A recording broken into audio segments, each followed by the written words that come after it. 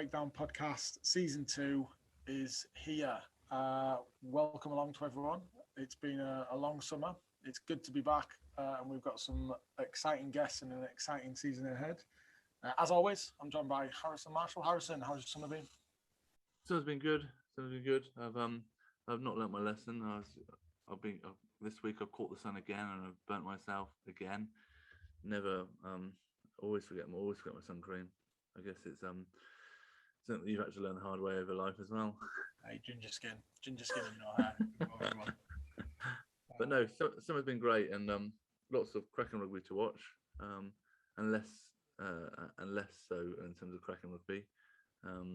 Managed to work my way through the British Lions tests.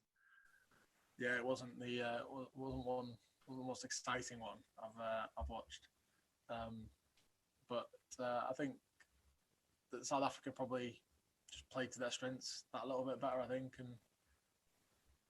especially the second test is not worth really mentioning about. I think the fact that you're when you fly off and he passes the ball twice and the centre's only carry out once each, I think that kind of sets a standard really. But I enjoyed the third test. Third test was good. Fair play South Africa. I just hope that with all the restrictions and everything and no fans, that it doesn't take anything away from the Lions moving forward, because I think it's such an important time of the rugby calendar. And I really want to try and get to Australia for the next one, but we'll see. So that's you pleading with everyone to keep the British Lions going for another at least another 4 years, because you want to go down to Australia. Yeah, just for me. I do, but I do though. I don't think it had the same impact as it usually has, with the fact that they didn't have any spectators around. But at least I got it on.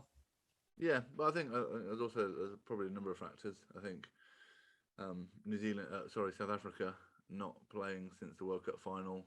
I think they went into that test not wanting to lose it, and I think the British Lions went into that same mindset. So, probably the most entertaining hour of the test was watching the Razzie video absolutely drilling Nick Berry. I think that was the most entertaining thing that I've seen in a long time. How he's managed to get away with it. It's amazing. I've seen the way that you've spoken to a couple of referees in your time, Chris, and not even you aren't even you come across as a saint. I don't know what you're talking about. You're right. It's mad that we rugby specifically holds this high regard and respect to the officials and everything else. It is a bit unacceptable for him to go out and have an hour's rant about what he thought about the officials moving forward. We've all had views in the past. You just don't share them publicly here. No, bury them deep and far down. That's where you end up with wrinkles like I've got.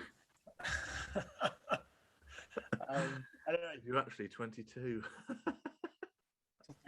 All uphill. So, anyway, season 2. We've had a good summer. We've been recording. We've got some great guests lined up. But what we've done is we've kind of developed on what we did in season 1, focusing on the who, what, how, and aligning that now to some of the key attributes of serial winning coaches. And that's based on some literature that's been done by Sergio Lara-bercial and Clive Mallet from the University of Queensland, and Sergio's at Leeds Beckett. And our first episode is Sergio coming on and just outlining a lot of the paper, and here's a clip to give you a taste of what he says. Yeah. So in terms of the definition that we use for the study, the criteria for selection into the study were very, very stringent. Really, you had to have won repeatedly at the highest level, and by the highest level we mean Olympics and professional and top tier professional leagues. Okay, and by winning we mean winning, not a silver medal, not a bronze medal. Okay, not a runner-up, winning the whole thing, and you had to have done that repeatedly over a sustained period of time, but also with different teams or different athletes. So to give you an example. Someone that didn't qualify at the time of the study would have been, Rafa Nadal, the tennis player. So his coach wouldn't qualify because his coach only coached Rafa Nadal. Okay? We wanted to make sure that we were looking at coaches that were able to win with different athletes or different teams or in different situations, really. And that's the definition, really, someone that has won at the highest level. It was really what we're trying to do, because the study was funded through the International Council for Coaching Excellence, and it was really designed with, we sat down with the expert group that they had at the time to look at who they wanted to interview, right? Which coaches they wanted to look at, and that was their prerogative, really, that they wanted to talk to these serial winners, because a lot of the research has really struggled defining expertise and how do we decide who is an expert, right? And that's fine, because there are different ways to define that. Now, for this study, the single criteria was winning, okay?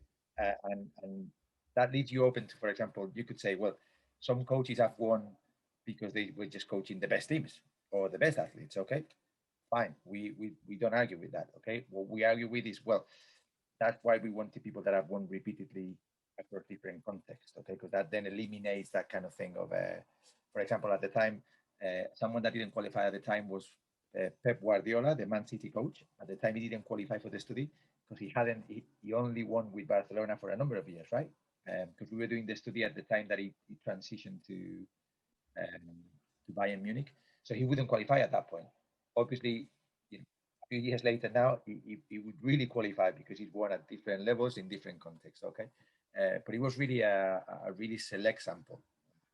That's it. Yes, and for me, I think that clip that we just listened to pretty much sums up what we've got to look forward to in this season, and the different areas in which we can begin to apply this serial winning attitude to the grassroots level. This is where myself and Kris, with the experiences that we've shared in amateur rugby, and not just amateur rugby, to be fair, amateur sport, I think can learn a lot from the conversations that we've got coming up in these next few episodes. All truth to be told, not just sport, in life in general. And we explore some cracking themes, which I am very, very much looking forward to. Yeah, I think you've kind of hit the nail on the head there, mate. To be honest, is that although the paper focuses on that serial winning, it's in that elite environment.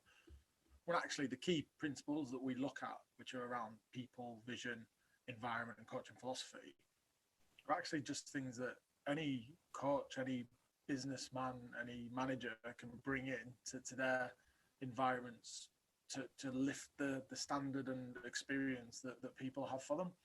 And some of the conversations that we've had are absolutely fascinating.